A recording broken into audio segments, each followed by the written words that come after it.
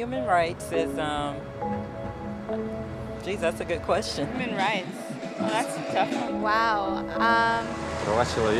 I don't even know how to give that a definition. I would probably have to do a little bit of homework or something. Any right that I think just as a normal, human, any...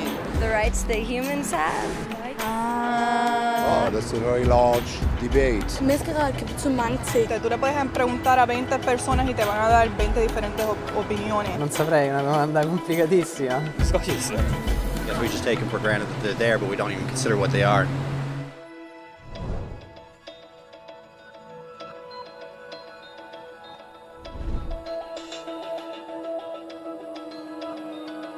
Human rights are the rights you have simply because you're human. It's how you instinctively expect and deserve to be treated as a person, like the right to live freely, to speak your mind, and to be treated as an equal.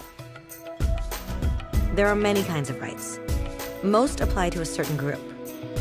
But human rights are the only ones that apply to absolutely everyone, everywhere. That means kids, old people, poor people, basketball players, garbage men, rappers, teachers, Africans, Indians, Albanians, Christians, Muslims, Kabbalists, atheists, your mom, your dad, your next door neighbor, and you all have the exact same human rights. In other words, they're universal. But the question remains, what are they? Name the human rights? What the human rights are? The right to live. Equality between all peoples. Right to religion, the right to... Is there supposed to be a list somewhere I should be aware of? According to the United Nations, there are a total of 30 human rights, which are usually lumped together and called simply human rights. They're all listed out in the Universal Declaration of Human Rights, which is the world's most widely accepted document on the subject. But it was a long time in coming. At first, there were no human rights. If you were in with the right crowd, you were safe. If you weren't, well, you weren't. But then a guy named Cyrus the Great decided to change all that. After conquering Babylon, he did something completely revolutionary. He announced that all slaves were free to go. He also said people had the freedom to choose their religion, no matter what crowd they were a part of. They documented his words on a clay tablet known as the Cyrus Cylinder. And just like that, human rights were born. The idea spread quickly to Greece, to India, and eventually to Rome. They noticed that people naturally followed certain laws, even if they weren't told to. They called this natural law, but it kept getting trampled on by those in power. Not until 1,000 years later in England did they finally get a king to agree that no one can overrule the rights of the people, not even a king. People's rights were finally recognized, and they were now safe from those in power. Kind of. It still took a bunch of British rebels declaring their independence before the king got the point that all men are created equal. Which isn't to say he liked the idea, but he couldn't stop them, and America was born. The French immediately followed with their own revolution for their own rights. Their list was even longer, and they insisted that these rights weren't just made up. They were natural. The Roman concept of natural law had become natural rights. Unfortunately, not everyone was so thrilled. In France, a general named Napoleon decided to overthrow the new French democracy and crown himself emperor of the world. He almost succeeded, but the countries of Europe joined forces and defeated him. Human rights was again a hot topic. They drew up international agreements, broadly granting many rights across Europe. But only across Europe. The rest of the world somehow still didn't qualify. Instead, they got invaded, conquered, and consumed by Europe's massive empires. But then a young lawyer from India decided enough was enough. His name was Mahatma Gandhi, and in the face of violence, he insisted that all people of Earth had rights, not just in Europe. Eventually, even Europeans started to agree. But it wasn't going to be that easy. 2 world wars erupted.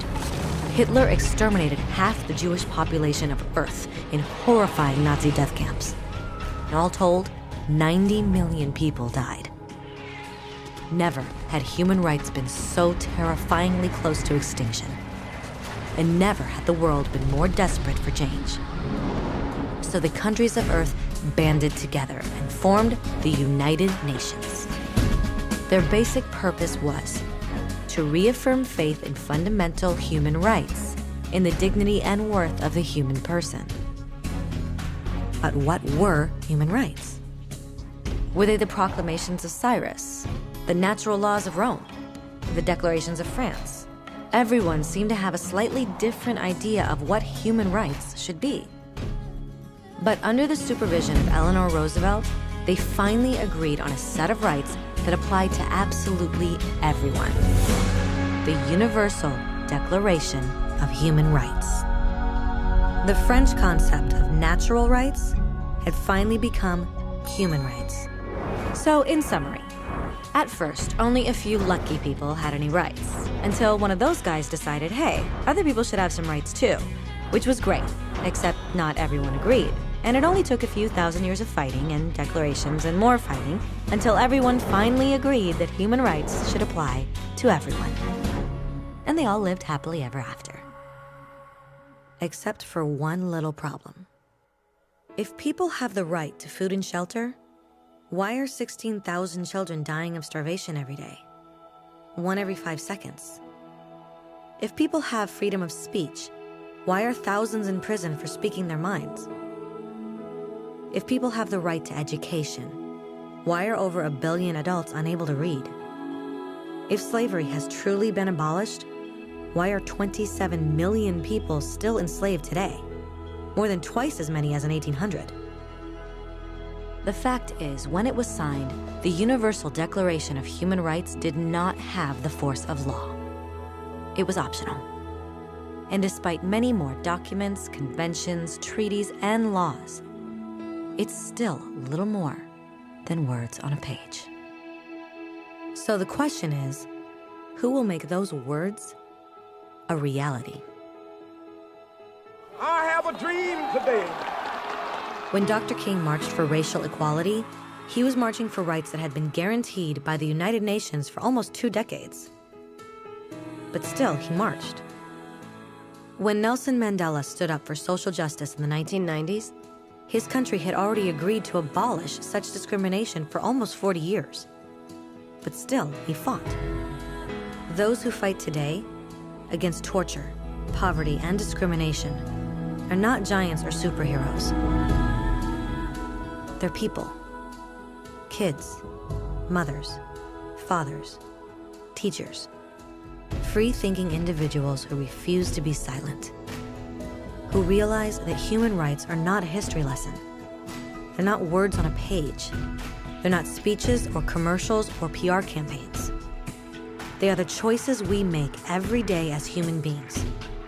They are the responsibility we all share to respect each other, to help each other, and to protect those in need. As Eleanor Roosevelt said, where, after all, do universal human rights begin? In small places close to home. So close and so small that they cannot be seen on any maps of the world. Yet they are the world of the individual person, the neighborhood he lives in, the school or college he attends, the factory, farm, or office where he works.